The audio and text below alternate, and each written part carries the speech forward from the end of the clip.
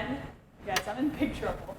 My mom asked me to make brunch for the family. Big mistake, because this is what I came up with so far, and this is, it's not very edible. So luckily for me, we have a new program on campus, Culinary Specialist, so I'm totally going to go in there and ask Chef David to help me out, because this, I can't be feeding this to my family. That's just cruel. So hopefully the next go around looks a little bit more appetizing than this mush. So, all right, Chef David, look what I did. That's amazing. You want some? No thanks. No? Okay. I need your help. No problem. Mom told me I have to make brunch. This is what happens when she does that to me. Bad move, Mom. Thanks a lot. You know me better than that. So, can you help me fix this? I don't know if I can help you fix that, but I can teach you how to make eggs Benedict a little nicer than what you made there. Okay. Well, I'm just going to go throw this away real quick and we can get started. So Heather, here we go. We're going to teach you how to make eggs Benedict. Best of luck The traditional, the traditional way. So the first thing in cooking, what you want to do is you want a mise en place, and mise en place is a French term for everything in its place. The idea behind it is you have all your ingredients in front of you, so when you go to make your dish, you don't have to keep running to the cooler, or you don't have to keep running to the pantry to get your stuff. So the first thing we're going to do is we're going to poach our eggs, because although your eggs were lovely, they were fried, really fried instead of poached. So what we do is we got our water here to a simmer, and then we added our eggs to the water, and we're going to let that go. And as we let that go, what we're going to do is we're going to take our English muffins, we're going to put them on the griddle, and we're going to get those going. And then we're going to come to our eggs. What we did is we broke 4 egg yolks, and we have a bain-marie here, which was supplying a little bit of steam. And then what we do is we're going to add a little bit of acid, and we have apple cider vinegar and a little bit of lemon juice. Okay? I lost track already. But you keep going. You're doing okay. great. So what we're going to do now is what we're doing is we're emulsifying the acid with the egg yolks. And what we're going to do is we're going to let this heat up until it becomes a foam. Once it becomes a foam, then we'll be able to add the butter, and the butter will incorporate in with the eggs, and then the eggs will hold the butter, so we'll be able to make the sauce. So what we're going to do is we're kind of making really runny scrambled eggs. That I can do. That I'm really good at.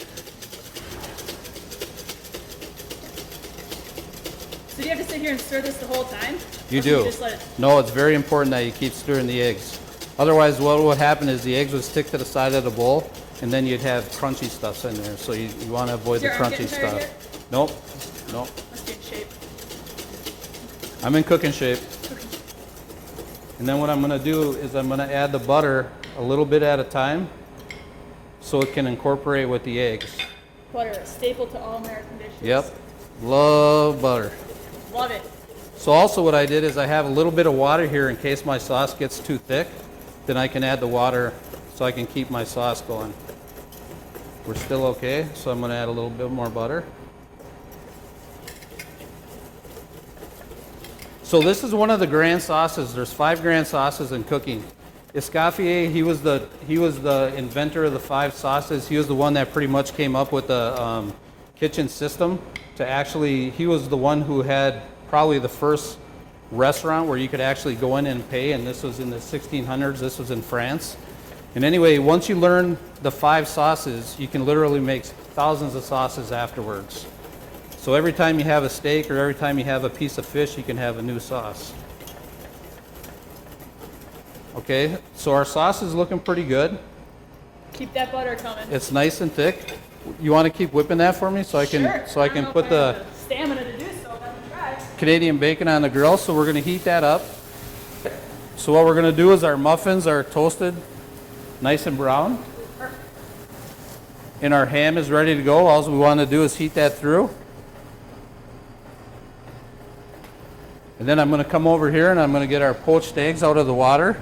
Let's get you started. You're doing great.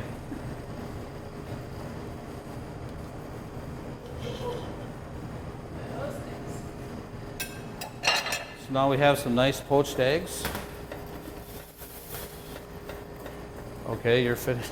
You're finished? Okay. Okay. Are you tired? A little bit. Okay.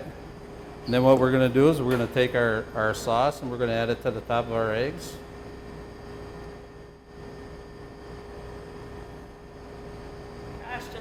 Pretty. And that's how you make eggs Benedict. Yeah. That doesn't seem too hard. I mean, No?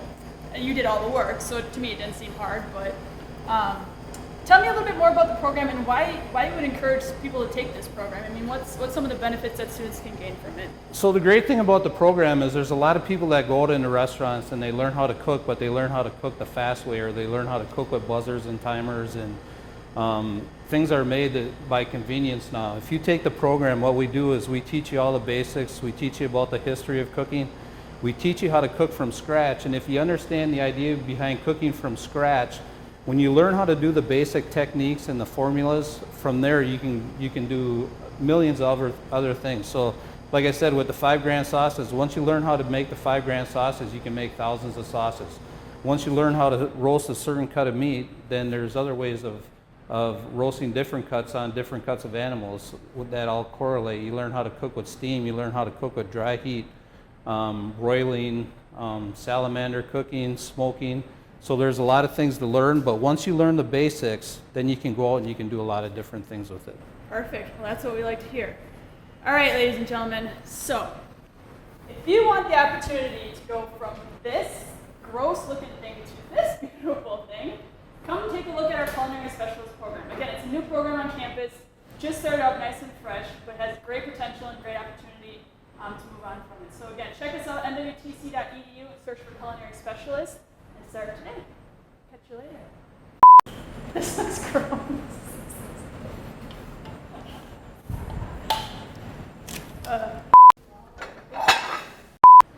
So which one do you want to eat?